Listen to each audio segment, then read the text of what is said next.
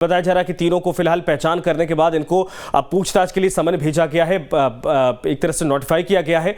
क्या यह मसला और पेचीदा होता जा रहा है, क्योंकि इसमें अब एक एक करके यह मसला हाई प्रोफाइल से धीरे धीरे जाए तो पूरा चेन बनता दिखाई दे रहा है।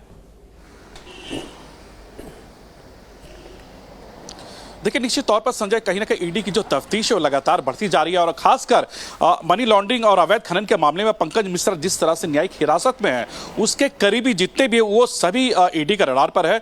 अभी फिलहाल तीन लोगों पर ईडी ने सम्मन जारी किया है, जिसमें साहेबगंज के अगर हम बात करें बिजली विभाग के अधीक्षक अभियंता नाथन रजक, इसके अलावा सूरज पंडित और चंदन यादव शामिल है। ये तीनों को ईडी ने सम्मन भेजा है। इनके ऊपर आरोप है कि ये न्यायिक हिरासत में जिस तरह से पंकज मिश्रा है, उनसे इन्होंने रांची के रिम्स में इलाज के दौरान मिलने का काम किया है, क्योंकि सीसीटीवी फुटेज जिस तरह से ईडी ने खंगाले हैं, इस सीसीटीवी फुटेज में ये तीनों शख्स नजर आ रहे हैं और इसी के आधार पर ईडी ने सम्मन जारी की है। इसके अलावा हम बात करें सूरज और चंदन, ये दोनों पंकज मिश्रा के काफी करीबी माने जा रहे हैं और जिस तरह से पंकज मिश्रा की इलाज रांची के रिम्स में हो रही थी, उसी दरमियान ये दोनों ने पंकज मिश्रा को फोन उपलब्ध कराया था और उस फोन कॉल से लगभग 300 कॉल्स पंकज मिश्रा ने विभिन्न लोगों को किए थे। इस मामले को लेकर ईडी ने इन दोनों शख्स को गिरफ्तार भी किए थे और हालांकि उस समय सम्मन जारी नहीं हुई थी, लेकिन अब सम्मन जारी करके 21, 22, 23 यानी 21 तारीख को सूरज पंडित और 22 तारीख को चंदन यादव और 23 तारीख को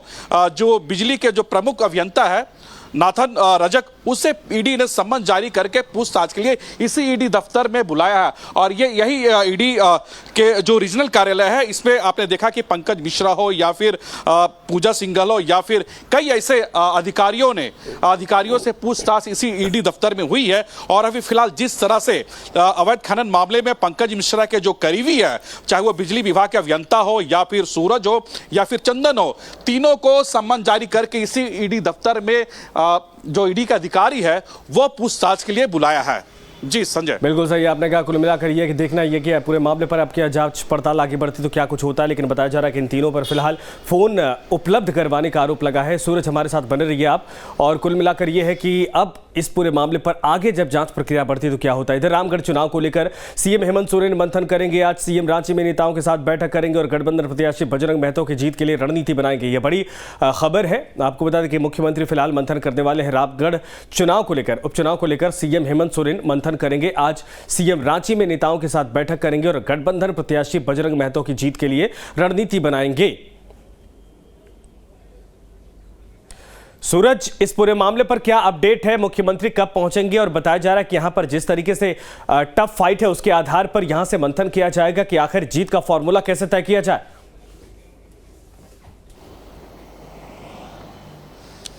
देखिए, निश्चित तौर पर अगर हम कहें तो सत्ता पक्ष के जो साझा उम्मीदवार है बजरंग महतो, इसके अलावा विपक्ष का अगर हम बात करें साझा उम्मीदवार सुनीता चौधरी, जो अभी फिलहाल गिरिडीह के सांसद सीपी चौधरी यानी चंद्र प्रकाश चौधरी की पत्नी है, दोनों के बीच में काफी टफ कॉन्टेस्ट यहाँ पे देखा जा रहा है। और कहीं ना कहीं सत्ता पक्ष के जो तमाम जो दिग्गज है, उनका जुटान आज से शुरू होगा, क्योंकि मुख्यमंत्री रामगढ़ विधानसभा उपचुनाव को लेकर आज अपने जो गठबंधन के साथी है उससे वो विचार विमर्श करेंगे। उसके बाद मुख्यमंत्री का दौरा कल से शुरू हो जाएगा। और खासकर रामगढ़ विधानसभा चुनाव इसलिए मुख्यमंत्री के लिए महत्वपूर्ण है क्योंकि मुख्यमंत्री का जो होम टाउन है यानी गृह नगरी है वो नेमरा, वो रामगढ़ जिले में आता है, तो मुख्यमंत्री के लिए एक चुनौती भी यही है। और हालांकि अगर विपक्ष के जो साझा उम्मीदवार हम सुनीता चौधरी की बात करें तो उनके प्रचार प्रसार के लिए कल से ही आपने देखा कि बाबूलाल मरांडी हो या फिर सुदेश महतो, आज सुदेश महतो का कई कार्यक्रम देखे जा रहे हैं और सुदेश महतो पार्टी प्रमुख है आजसू के और आजसू के कैंडिडेट है सुनीता चौधरी। तो ये काफी टफ कॉन्टेस्ट माना जा रहा है, क्योंकि 2024 की दिशा और दशा